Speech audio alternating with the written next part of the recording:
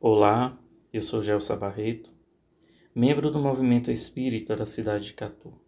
E é uma felicidade contribuir com o podcast espírita, levando o Evangelho de Jesus até você. E antes de iniciarmos, sintonizemos com Deus e possamos rogar.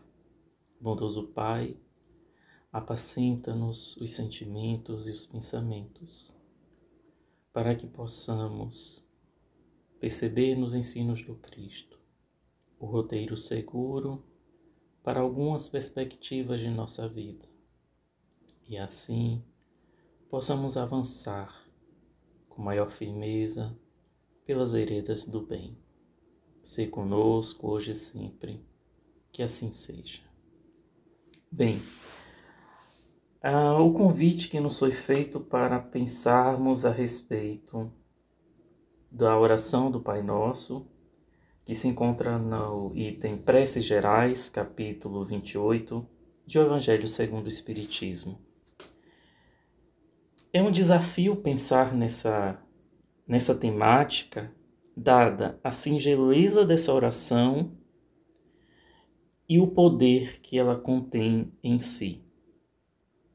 O poder principal da oração do Pai Nosso reside no movimento revolucionário que Cristo faz ao atender ao pedido de um dos seus discípulos, quando aqui esteve há 2000 anos, que observava a atitude do bondoso mestre em retirar-se para orar em várias circunstâncias, e lhe diz: bondoso Rabi, ensina-nos a orar. E Cristo lhe responde: quando orares, dizeis assim: Pai Nosso. Essa é uma atitude revolucionária, pois aquela comunidade até então estava habituada a ter uma visão de Deus tirano, vingativo, dotado de ira, mas Cristo lhe apresenta a semelhança de um pai que comunga disciplina e amorosidade na educação dos seus filhos e no convite ao crescimento. Por isso, o início da oração do Pai Nosso é de tamanho poder, assim como todo o seu decurso. E na nota introdutória dessa sessão de O Evangelho segundo o Espiritismo, nos é dito que essa oração ela é uma profissão de fé. É a firmeza de acreditarmos que não estamos mergulhados no acaso, que fomos criados por uma força, uma potência maior e somos por ele mantidos e nele nos movemos incessantemente. É ainda, de acordo com os amigos espirituais, um pedido das coisas necessárias à vida. É o princípio da caridade à medida em que nós oramos por alguém, rogando para ele aquilo que desejamos para nós mesmos. Eis o grande poder da oração do Pai Nosso, pelas possibilidades que apresenta, pela singeleza de suas palavras que faz com que todo e qualquer ser humano possa guardá-las em sua mente, para quando sentir o desejo ou a necessidade, pronunciá-lo. Mas o cuidado deve ser tido em não pronunciá-la de maneira mecânica e repetitiva, mas de sentirmos cada expressão que é verbalizada, o que é pensada. E além do mais, reflexionarmos qual a nossa contribuição ante esse compromisso que nós estabelecemos ali. Sim, orar é assumir um compromisso perante a divindade. Compromisso esse que é discorrido pelos amigos espirituais nesta sessão do livro Evangelho segundo o Espiritismo, à medida em que eles interpretam cada uma das sentenças que compõem a oração do Pai Nosso, que nós não vamos entrar em detalhe aqui, dada a brevidade do tempo, mas convidamos a cada um e a cada uma para avançar nessa leitura e perceber as nuances que cada uma dessas frases apresentam. E nesse sentido, retomamos uma das questões do Livro dos Espíritos, a questão 659, quando Kardec pergunta aos amigos do plano maior: qual o caráter geral da prece? E eles respondem: é um ato de adoração.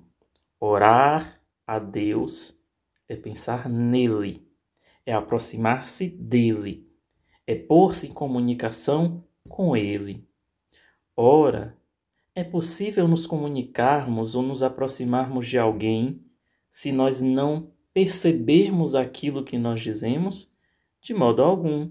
Daí a importância de pensarmos cada uma dessas palavras e não as repetirmos como um fenômeno de manifestação de fé para convencer o outro.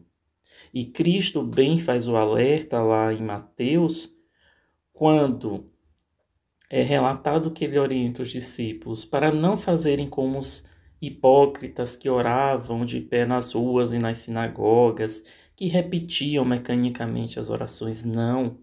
Ele diz que quando orássemos, nos recolhêssemos em nosso quarto, fechássemos as portas e em segredo rogasse ao Pai o que desejamos, para em segredo ele nos recompensar. E esse trancar as portas é uma linguagem metafórica.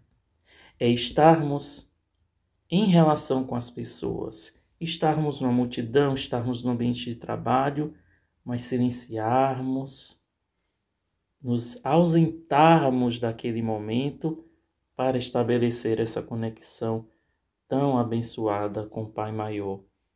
E a música, ela traz inspirações belíssimas. Quando Gilberto Gil compõe Se Eu Quiser Falar com Deus, ele diz que se eu quiser falar com Deus, eu tenho que ficar a sós, tenho que apagar a luz, tenho que calar a voz, tenho que encontrar a paz, tenho que folgar os nós dos sapatos, da gravata, dos desejos, dos receios. Gilberto Gil, ele faz uma releitura até dessa orientação do Cristo, dizendo: olha, se a gente quer falar com Deus, nós precisamos estabelecer esse diálogo na solidão, ou melhor, na solitude, estando em nossa própria companhia e buscando a companhia daqueles que comungam desse ideal, ainda que de modo espiritual. Orar, como eu disse anteriormente, e o Pai Nosso é uma grande oração, é estabelecer um compromisso. Quando nós pronunciamos as palavras, venha a nós o vosso reino, precisamos pensar qual é a concepção de reino de Deus que eu tenho e que pode ser estabelecida aqui. Um reino de fraternidade, um reino de paz, de justiça e de solidariedade, ok? Mas aí pensar, e o que eu tenho feito para estabelecer esse reino entre nós? E é nesse sentido que Bezerra de Menezes, em A Coragem da Fé, nos diz: orai, orai com as mãos mergulhadas na caridade, para que vossas petições sejam referendadas pelas vossas atitudes no bem aos semelhantes. Então, a grande referência que precisamos ter é a nossa atitude em sermos, como Paulo disse, imitadores do Cristo. Não no sentido pejorativo, mas imitador porque a gente ainda não consegue trilhar o caminho de maneira a termos por como própria referência. Nossa referência maior é o Cristo.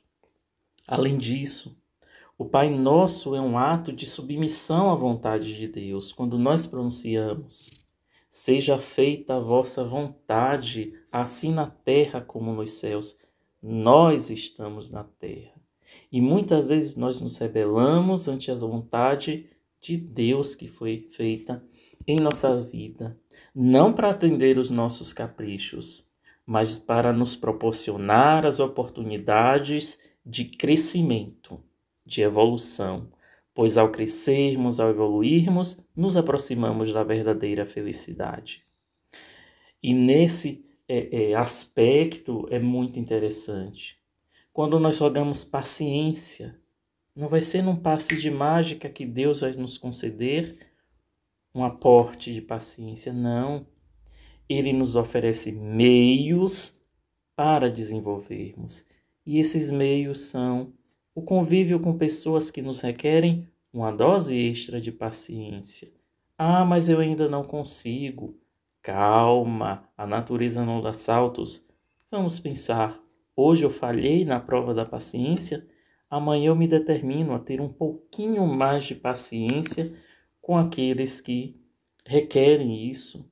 Ora, eu quero ter um progresso no aspecto afetivo, o que eu tenho feito para avançar na tessitura de relações afetivas mais saudáveis, mais equilibradas? É nesse momento de oração que nós podemos reflexionar, conectados com amigos espirituais que aproximam-se de nós nesse momento, para percebermos as lacunas que existem em nós, as falhas que nós ainda cometemos e também os acertos que nós já temos diante da nossa trajetória no plano físico. Nesse sentido, em Lucas, o evangelista, é relatado que Cristo orienta também: pedi e dar-se-vos-á, buscai e achareis, bateis e abrir-se-vos-á. É um convite justamente para assumirmos essa posição, sairmos do lugar de falar apenas, de repetir mecanicamente orações, para ação concreta. E essas diretrizes da ação a ser tomada vêm a partir do momento em que eu estabeleço justamente o diálogo com Deus. Um diálogo que a voz inaudível, vamos dizer assim, de Deus fala a acústica de nosso coração, pela nossa própria consciência, que ela é aclarada no momento que nós nos permitimos assim. E nesse aspecto, para não nos estendermos muito nessa reflexão, lembramos de uma frase belíssima de Dona Joana de Ângeles que nos diz: a orar, não levanteis a voz exclamando: ouve, Senhor, que o teu filho clama. Antes, genuflexos no altar da consciência, digamos: fala, Senhor, que o teu servo escuta. Portanto, meus irmãos e irmãs, que tenhamos essa serenidade para cada momento, quando pronunciarmos as abençoadas expressões da oração dominical do Pai Nosso. Sintamos o teor vibratório que elas nos trazem e ouçamos a voz de Deus no altar de nossa consciência. E que esse Deus nos abençoe para que sejamos carta viva do Evangelho no mundo, a dar testemunho do nosso pequeno e ainda tímido crescimento na seara do bem. Que Deus nos abençoe e nos envolva em vibrações de apacentamento e de luzes. Que assim seja.